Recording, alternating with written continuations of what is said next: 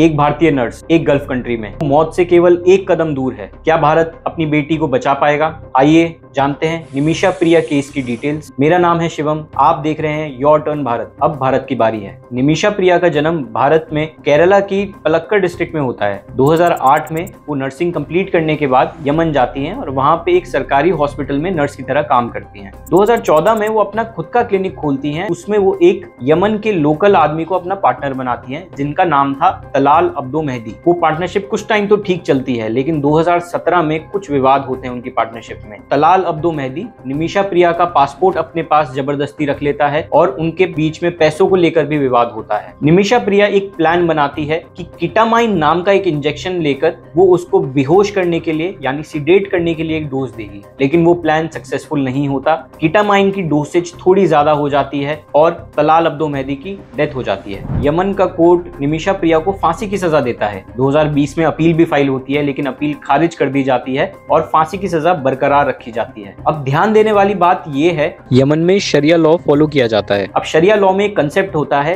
किसास। किसास का क्या मतलब है? एन आई फॉर एन आई, मतलब अगर आप किसी का मर्डर कर देते हैं तो आपका भी मर्डर किया जाएगा, उसी से बदला पूरा होगा। लेकिन इसके साथ साथ इसमें एक तरीका है बचने का। शरिया लॉ कहता है अगर आप दिया दे दें, इसका क्या मतलब है? Blood money. हाँ जी, ब्लड मनी क्या होता है? अगर विक्टिम की फैमिली आपसे कंपनसेशन लेने को तैयार हो जाए तो उसके बदले वो आपको माफ कर सकती है। निमिषा प्रिया को 16 जुलाई 2025 को फांसी होनी थी, लेकिन लास्ट मोमेंट पे ये फांसी रोक दी गई। अब इसमें बैक चैनल टॉक्स यमन की सरकार से चल रहे हैं और ये बात करने वाली है भारत सरकार और इसके साथ साथ एक रिलीजियस लीडर जो केरला के रिलीजियस लीडर हैं जिनका नाम है कांतापुरम एपी। अब इस केस के ना लीगल एंगल को भी समझ के देखते हैं। जब इसका ट्रायल चला था तो पूरा ट्रायल अरेबिक भाषा में चला था, जो कि निमिषा प्रिया को नहीं आती थी, ना कि उनको कोई इंटरप्रेटर प्रोवाइड करा गया था। तो इस ट्रायल को फ्री एंड फेयर नहीं माना जा सकता। अब इसमें एक और मुद्दा खड़ा होता है कि अपना पासपोर्ट लेने के लिए उन्होंने जो कीटामाइन का इंजेक्शन दिया था उसकी ओवरडोज होना, उसको क्या मर्डर माना जाएगा या वो सेल्फ डिफेंस में काउंट होगा? और उसमें देखने वाली बात यह भी है कि शरिया कानून के हिसाब से इसमें किसास दिया जाएगा